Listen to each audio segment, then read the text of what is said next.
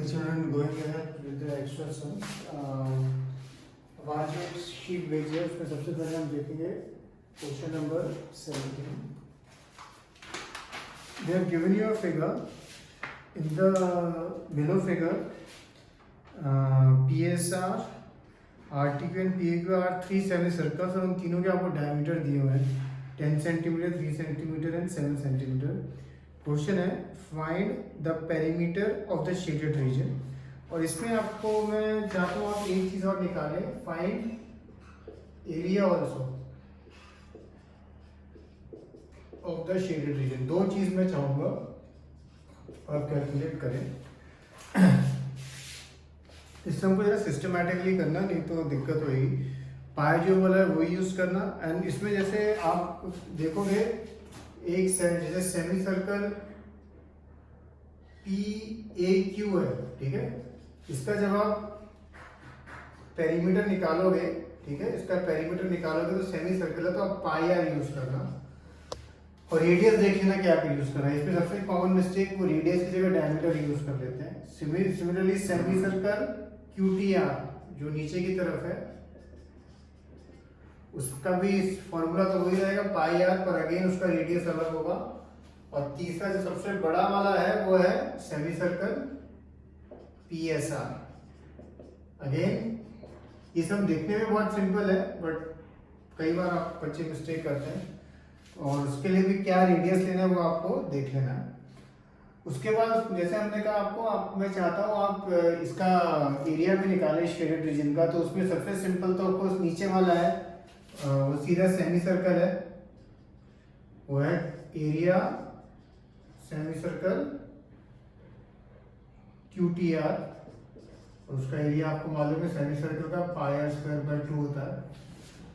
फिर जो ऊपर वाला है उसमें आप देखोगे अगर शेडेड रीजन का निकालना है तो आपको area of semi circle PSR minus area of semi circle PAQ करना, ठीक है. वो जब आप माइनस करेंगे तो आपको आंसर मिलेगा. आराम से करना, ध्यान से करना. पाई जो वाला वो यूज करना. एंड अगर कॉमन लेके कर रहे हो, जैसे इसमें जब आप ऐड करोगे पाई कॉमन ले सकते हो तो वो ध्यान से कॉमन लेना. कॉमन लेने में मिस्टेक अगर हो रही है तो आप जो नॉर्मल तरीके से सबको करना, ठीक है. This is question number 17. जब भी आता है 3 से 4 मार्क का आता है. लिख के करना, सिस्टमैटिकली करना तो मिस्टेक नहीं होगी इसमें, ठीक है. क्वेश्चन में लिखा है केवल पेरीमीटर निकालना, पर मैं चाहता हूँ आप शेडेड रीजन का एरिया भी निकालें. तो वो दो चीजें आपको करनी है इसमें. ये है question 17. Question 18. In the adjoining figure ABCD is a square of side 14 centimeters. Semicircles are drawn with each side of the square as diameter. Find the area of the shaded region. ये सब तो आप recognize कर रहे होंगे. Exactly ये same सम आपकी text book example में भी है. ऑब्वियसली वैल्यू चेंज्ड है, इसलिए मैं चाहता हूँ आप ये सम करें. ये सम इन्वेरिएबली एक बार तो normally through the course of year पूछा ही जाता है, चाहे आपको टेस्ट में या वर्कशीट्स में या एग्जाम में. ओके, तो ये क्वेश्चन 18 पर डिस्कस नहीं कर रहा हूँ बिकॉज हम टोटली डिस्कस कर चुके हैं पहले. फिर question number 19. In the adjoining figure ABCD is a trapezium with AB parallel DC. AB is equal to 18 दिया हुआ है आपको, DC इज इक्वल टू 32 दिया है, and distance between AB and DC भी दिया है 14 सेंटीमीटर. तो मतलब इस ट्रेपेजियम का एरिया अगर निकालना हो तो आपको उसमें सब कुछ दिया है. फॉर्मूला आपको याद होगा, आप 9 से कर रहे हैं, तो आप इस ट्रेपेजियम का एरिया बहुत इजीली निकाल सकते हैं.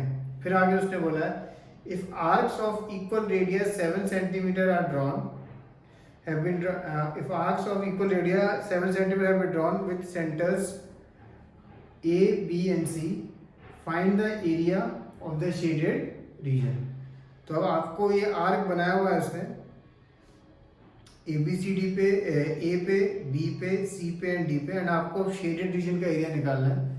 तो ऑब्वियसली फर्स्ट स्टेप होगा कि ये जो आर्क्स है इनका एरिया अगर हमने निकाल दिया और फिर हम क्या कर सकते हैं, इसलिए इस ट्रेपेजियम के एरिया में से हम उनको माइनस कर सकते हैं. ऑब्वियसली आपको दिखता है ये 4 सेक्टर्स हैं और इन सेक्टर्स का एरिया निकालना है हमें.